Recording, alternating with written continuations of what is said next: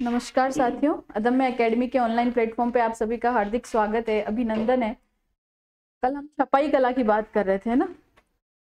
छपाई कला में हमने बगरू प्रिंट स्टार्ट किया था और बगरू प्रिंट के अंदर आगे चलते हैं अब अपन।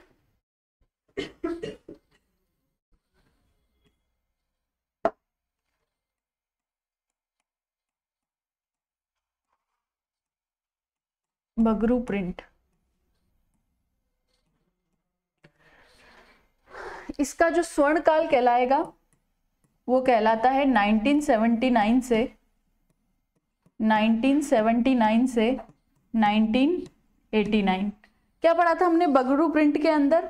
जो कपड़ा होता है, कपड़े के ऊपर बेल बूटे और पत्तियां, फूल, इनकी जो प्रिंटिंग होती है वो क्या होती है? बगरू प्रिंट होती है। बगरू प्रिंट को और फेमस करने का श्रेय दिया जाता है रामनिवास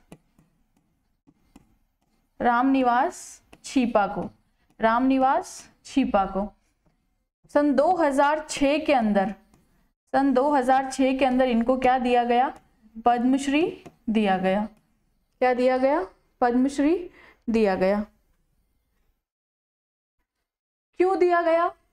तो ठप्पे के संरक्षण के लिए। किसके लिए? ठप्पे के संरक्षण के लिए। ठप्पे के संरक्षण के लिए। ठप्पा क्या होता है?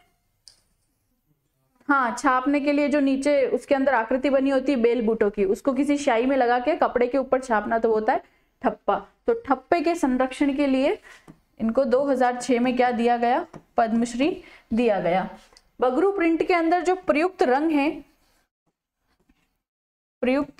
रंग है वो है लाल और काला। लाल और काला रंग इसके अंदर प्रमुख रूप से प्रयोग में आते हैं। लाल और काला।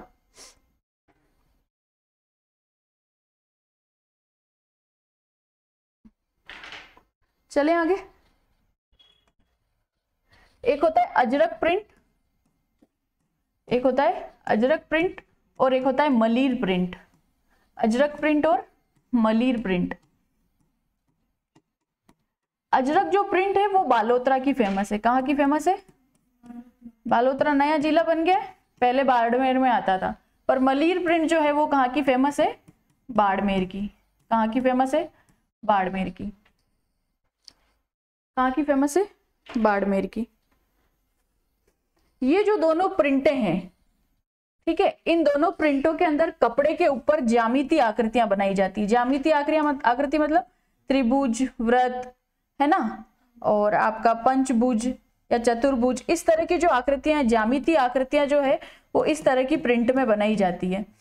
ये जो प्रिंट है, इस प्रिंट का जो इन दोनों प्रिंटों को कार्य करने वाले लोग जो होते हैं वो खत्री जाति के होते हैं। कौन सी जाति के होते हैं? खत्री जाति के लोग इस प्रिंट का कार्य करते हैं। खत्री जाति के लोग इस प्रिंट का कार्य करते हैं। खत्री जाति के लोग इस प्रिंट का क्या करते हैं? कार्य करते हैं। खत्री जाति के लोग इस प्रिंट का क्या करते हैं? कार्य करते हैं। ये जो प्रिंट है इसके अंदर जो प्रयुक्त रंग है, अजरक प्रिंट के अंदर नीला और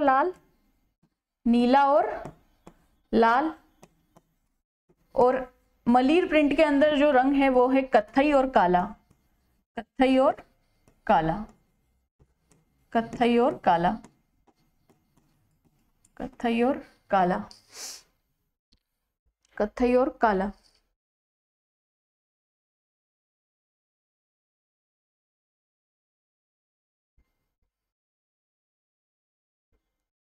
तो कपड़े के ऊपर कैसी आकृतियां होगी? ज्यामितीय आकृतियां। इस प्रिंट का कार्य करने वाले लोग किस जाति के? खत्री जाति के। ये कहाँ, अजरक प्रिंट कहाँ की फेमस है? बालोतरा की। मलीर प्रिंट कहाँ की फेमस है? बाड़मेर की। इसके अंदर प्रयुक्त रंग कौन से? नीला और लाल। इसके अंदर कत्थई और काला। आगे चलते, आगे आता है जाजम प्रिंट।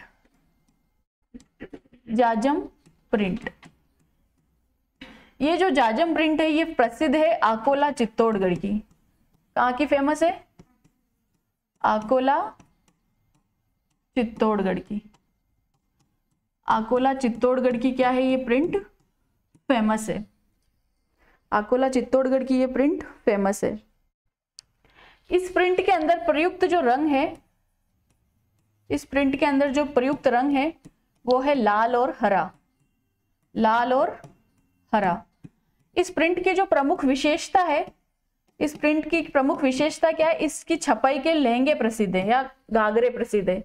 इस छपाई के, इस प्रिंट के लहंगे, लहंगे तथा घाघरे, लहंगे तथा घाघरे क्या है, प्रसिद्ध हैं।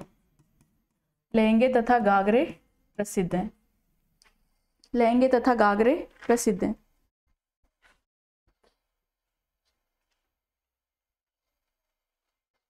चले आगे।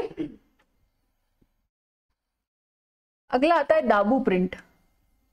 क्या आता है, दाबू प्रिंट। ये भी अकोला की फेमस है। कहाँ की प्रसिद्ध है, अकोला चित्तौड़गढ़, अकोला चित्तौड़गढ़। दाबू क्या होता है, जैसे कोई कपड़ा है, उस कपड़े के अंदर जिस स्थान पे अपन को रंगाई नहीं करनी है, जिस स्थान पे अपन को रंगाई नहीं करनी है उस स्थान को क्या किया जाता है, दाब दिया जाता है। और दाब किससे दिया जाता है, लुगदी से दाब दिया जाता है। तो जिस लुगदी से अपन दाबते हैं ना वो तो होता है दाबू। तो जिस स्थान पे रंगाई नहीं करनी है उस स्थान को क्या करेंगे, लुगदी से क्या कर देंगे, दाब देंगे और उसको पकड़ के फिर भिगो देंगे। भिगो देंगे तो जो स्थान पे हमने दबा दिया है वो स्थान क्या होगा, रंग नहीं लगेगा उसके ऊपर, और बाकी जो स्थान है वो कैसा हो जाएगा, रंग वाला हो जाएगा। तो ये क्या होता है, लुगदी या लई से, लुगदी या लई से जिस स्थान को नहीं रंगना होता है, जिस स्थान को नहीं रंगना होता है, नहीं रंगना होता है, उसे दाब दिया जाता है, दाब दिया जाता है। इसी कारण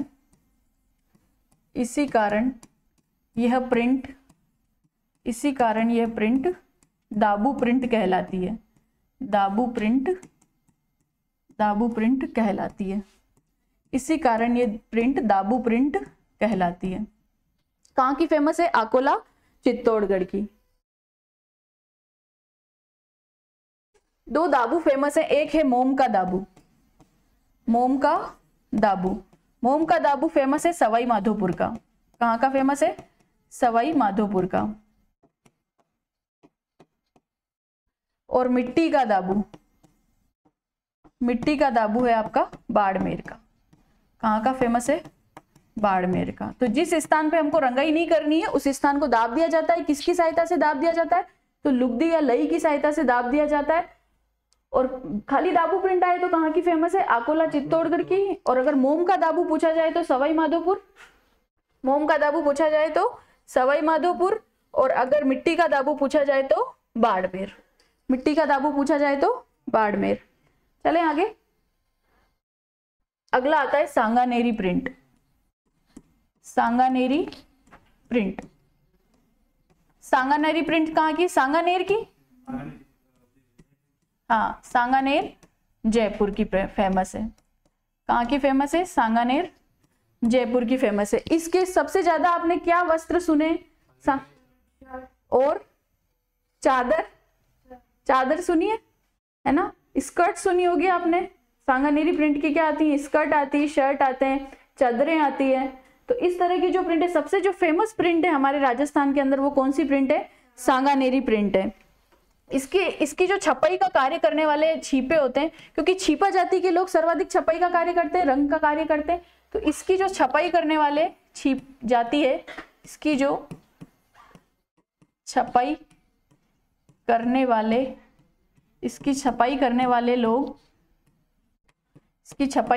लोग नामदेवी छीपे कहलाते हैं।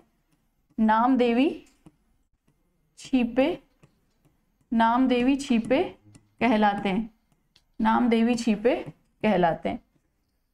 और क्या है, इसको प्रसिद्ध करने का श्रेय जाता है मुन्नालाल गोयल को। किसको जाता है, मुन्नालाल गोयल को। इसको प्रसिद्ध करने का क्या जाता है, श्रेय जाता है। क्या आते हैं सर्वाधिक इसके? शर्ट आते हैं, और क्या आती हैं? चादरें आती हैं। दोवड़ जानते हो? दोवड़ क्या होता है? ओढ़ने की दोवड़ होती है, डबल वाली, डबल मोटी वाली रजाई, जिसको हम पतली पतली रजाई बोलते हैं, जो गर्मियों में काम में ली जाती है, वो इस प्रिंट की आती है। और क्या आती है? स्कर्ट आती हैं आदि। इसको प्रसिद्ध करने का श्रेय किसको जाता है? मुन्नालाल गोयल को।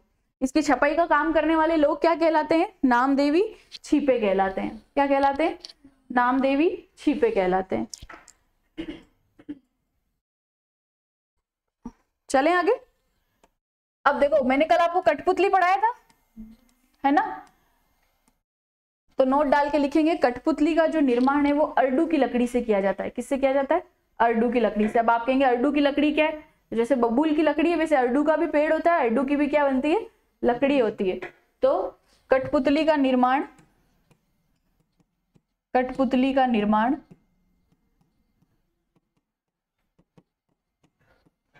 अरडू की लकड़ी से किया जाता है। अरडू की लकड़ी से, अरडू की लकड़ी से किया जाता है। कठपुतली को संरक्षण किसने दिया था? हाँ, किसके द्वारा संरक्षण दिया गया कठपुतली को?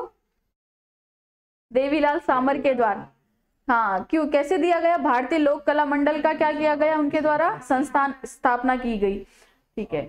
कठपुतली कितने प्रकार की होती है? तो कठपुतली 4 प्रकार की होती है। कितने प्रकार की होती है? 4 प्रकार की होती है। कठपुतली 4 प्रकार की होती है। कठपुतली कितने प्रकार की होती है? कठपुतली में जो मुख्य सूत्रधार होता है वो क्या होता है? कल बताया था मैंने, जो मुख्य खेल खेलता है वो क्या होता है? स्थानक। क्या होता है? स्थानक। तो कठपुतली का निर्माण किससे करते हैं? अरडू की लकड़ी से। और कठपुतली कितने प्रकार की होती है? 4 प्रकार की होती है। चलिए अब इससे आगे चलते हैं। अगला आता है आपका टेराकोटा। है? टेराकोटा क्या होता है? मिट्टी के बर्तन, है ना? मिट्टी के बर्तन। इसके लिए जो प्रसिद्ध स्थान है वो है मोलेला राजसमंद। क्या है? मोलेला राजसमंद। मोलेला, इसके लिए जो प्रसिद्ध स्थान है वो है मोलेला राजसमंद। मोलेला नाथद्वारा तहसील राजसमंद। मोलेला नाथद्वारा तहसील राजसमंद। अच्छा, ये गांव जो है ना मोलेला, इसका नाम मोलेला क्यों पड़ा? मैंने बोला मोलेला क्यों? क्योंकि ये जो गांव है ना ये मोड़ पे बसा हुआ है। कैसे? मोड़ पे बसा हुआ है, तो इसलिए इस गांव का नाम क्या पड़ गया? मोलेला। ये जो टेराकोटा है, इस टेराकोटा का मतलब क्या है? मिट्टी के बर्तन बनाना। मिट्टी के क्या करते हैं? गीली मिट्टी के कौन? मिट्टी भी कौन सी? गीली मिट्टी। मिट्टी भी कौन सी? गीली मिट्टी के। गीली मिट्टी के, गीली मिट्टी के बर्तन बनाकर उसे सुखाया जाता है। गीली मिट्टी के बर्तन बनाकर उसे क्या किया जाता है? सुखाया जाता है, जिससे उनका रंग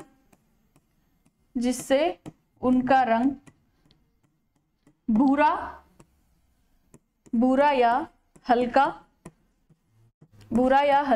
गुलाबी होता है। देखे मिट्टी के बर्तन सबने? अभी भी आते हैं बर्तन, अभी भी आपने देखे होंगे ना। मिट्टी के जो बर्तन है वो क्या कहलाते हैं? टेराकोटा कहलाते हैं। मोलेला गांव कहां पर है? तो राजसमंद के अंदर है। मोड़ पे बसा होने के कारण इस गांव का नाम क्या पड़ा था? मोलेला पड़ा था। गीली मिट्टी को क्या करते हैं? सुखाते हैं, और सुखाने के गीली मिट्टी से क्या बर्तन बनाते हैं, और बर्तन बना के बाद में उसे क्या है? सुखाया जाता है। उससे उनका रंग कैसा हो जाता है? भूरा या हल्का गुलाबी।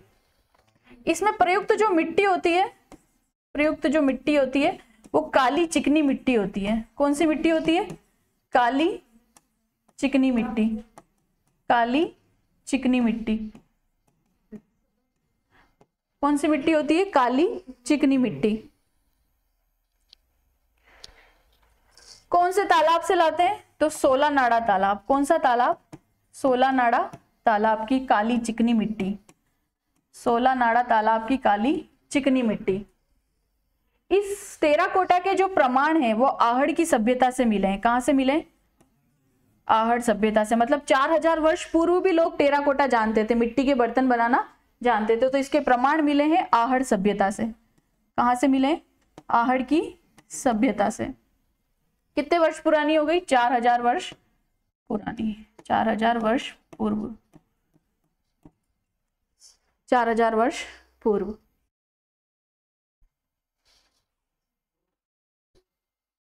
चलें आगे। इसके जो प्रसिद्ध कलाकार हैं, इसके जो प्रसिद्ध कलाकार हैं वो हैं मोहनलाल प्रजापति। कौन है? मोहनलाल मोहनलाल प्रजापति। क्योंकि कुम्हार जो होते हैं वो किससे प्रजापति लगाते है ना, तो मिट्टी का काम करने वाले प्रजापति मोहनलाल प्रजापति। इनको दिल्ली के राष्ट्रपति भवन के अंदर क्या किया गया? सम्मानित किया गया। किसके? कौन से राष्ट्रपति के द्वारा? आर वेंकट रमन के द्वारा। किसके द्वारा? आर वेंकट रमन के द्वारा। तो राष्ट्रपति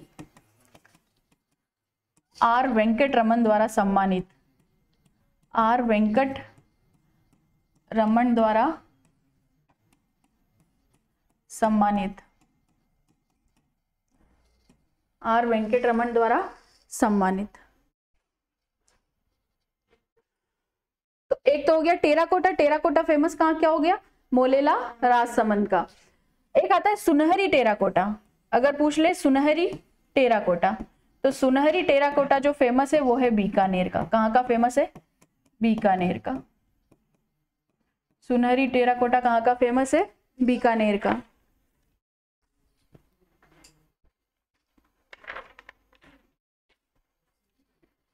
सुनहरी टेराकोटा कहाँ का फेमस है? बीकानेर का। फेमस कलाकार कौन है? मोहनलाल प्रजापति। फिर एक और बात आती है कि टेराकोटा जो है, इस टेराकोटा की जो शुरुआत की थी, टेराकोटा की जो शुरुआत की थी वो की थी दो अंधे भाइयों ने। वो अंधे भाइयों ने क्या किया था? धर्मराज जी की मूर्ति बनाई थी। किसकी मूर्ति बनाई थी? तो टेराकोटा की शुरुआत दो अंधे भाइयों द्वारा की गई। टेराकोटा की शुरुआत दो अंधे भाइयों द्वारा। मूर्ति किसकी बनाई? तो धर्मराज जी की मूर्ति बनाई इन्होंने। किसकी मूर्ति बनाई? धर्मराज जी की मूर्ति। अभी हाल ही में कौन सा महोत्सव आयोजित हुआ है? पता है किसी को? हमने महोत्सव पढ़े हैं, पढ़े कि नहीं पढ़े तुम लोगों ने? हाँ, मरु महोत्सव आयोजित हुआ है। कब हुआ है? जैसलमेर पोखरण में आयोजित हुआ है। कितनी तारीख से कितनी तारीख के बीच हुआ है? 22 से 24 फरवरी के बीच में। वैसे ही जनवरी में आयोजित होता है हमेशा, पर क्या है ना, इस बार इसको फरवरी में आयोजित किया गया, 22 फरवरी से 24 फरवरी। कल उसके विजेता भी आए हैं, मिस पोखरण और मिसिस पोखरण, मिस्टर पोखरण और मिस पोखरण, अभिषेक छंगाणी और अंतिमा खत्री। अंतिमा खत्री तो बाद में लिख लेंगे, पर बताना जरूरी था। टेराकोटा की शुरुआत दो अंधे भाइयों द्वारा की गई। धर्मराज जी की क्या बनाई थी? मूर्ति बनाई थी। अगला आता है कोफ्तागिरी। कौन सी गिरी? कोफ्तागिरी। मीनाकारी पढ़ी अपन ने, कुंदनगिरी पढ़ी अपन ने, है ना। मीनाकारी क्या होती है? रंग भरे। हाँ, धातु के अंदर क्या भरे जाते हैं? रंग भरे जाते हैं। पर अगर कुंदनगिरी की बात करें तो धातु के अंदर क्या जड़े जाते हैं? रत्न जड़े जाते हैं। कोफ्तागिरी क्या है? कोफ्तागिरी आई है दशमिक पंजाब से। कहां से आई है? दशमिक पंजाब से। कहां से आई है? दशमिक पंजाब से। फिर यहां से कहां लाया गया इसको? तो यहां से गुजरात लाया गया। कहां लाया गया? गुजरात। और फिर गुजरात से हमारे राजस्थान आई है। कहां आई है? राजस्थान आई है। इस कोफ्तागिरी का मतलब क्या होता है? कोफ्तागिरी का मतलब होता है कि लोहे के अंदर सोने की पतली तारों को भरना। लोहे के अंदर सोने की पतली तारों को भरना। यानी कि कोई भी फौलादी वस्तु है, जैसे कि मान लिया लोहा है, लोहा क्या एक फौलादी वस्तु है, तो उस फौलादी वस्तुओं के अंदर सोने की पतली तारों से क्या करना? कार्य करना, क्या कहलाता है? कोफ्तागिरी। कहां से आई है? दशमिक पंजाब से आई है। कहां लाई गई है? गुजरात लाई गई। और फिर गुजरात से कहां आई है? राजस्थान आई है। ठीक है, फिर आगे चले। आगे आपका आता है मूर्तिकला। मूर्तिकला, और मूर्तिकला के लिए जो फेमस स्थान है वो है जयपुर। कौन सा स्थान फेमस है, प्रसिद्ध कहाँ का है, जयपुर। सफेद संगमरमर के लिए प्रसिद्ध है जयपुर। ठीक है, मूर्तिकला के लिए फेमस स्थान कौन सा है, जयपुर। अगर काले संगमरमर की मूर्तियां आ जाए तो, काले संगमरमर की मूर्तियां, काले संगमरमर की मूर्तियां, तो काले संगमरमर की जो मूर्तियां हैं वो फेमस है आपकी बांसवाड़ा और डूंगरपुर की। बांसवाड़ा के अंदर स्थान है तिलवाड़ा। कौन सा स्थान है, तिलवाड़ा और डूंगरपुर। अगर लाल पत्थर की मूर्तियां आ जाए, लाल पत्थर की मूर्तियां, लाल पत्थर की जो मूर्तियां फेमस हैं वो है आपकी अलवर की। कहाँ की फेमस है, अलवर की, अलवर की।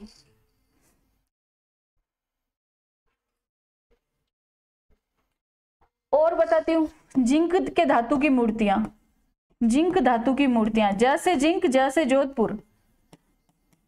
जिंक धातु की मूर्तियां कहाँ की फेमस है, जोधपुर की। कहाँ की फेमस है, जोधपुर की। जिंक धातु की मूर्तियां कहाँ की फेमस है, जोधपुर की।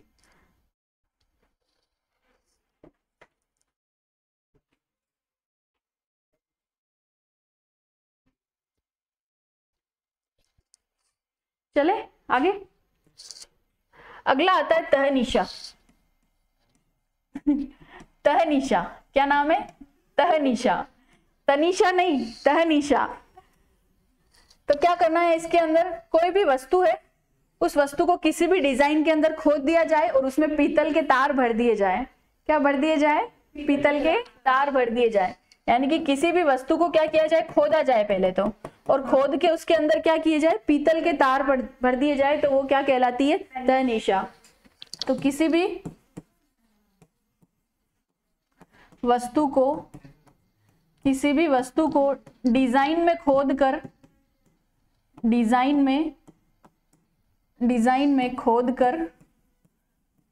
में खोद कर उसमें पीतल के तार की भराई की जाए, पीतल के तार की भराई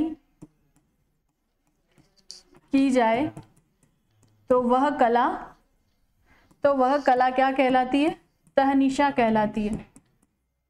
तहनीशा कहलाती है, तहनीशा कहलाती है, तहनीशा कहलाती है।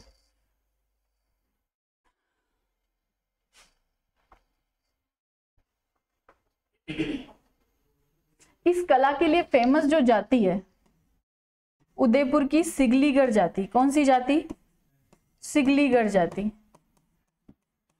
सिगलीगढ़ जाति क्या है, प्रसिद्ध है। उदयपुर की सिगलीगढ़ जाति क्या है, प्रसिद्ध है।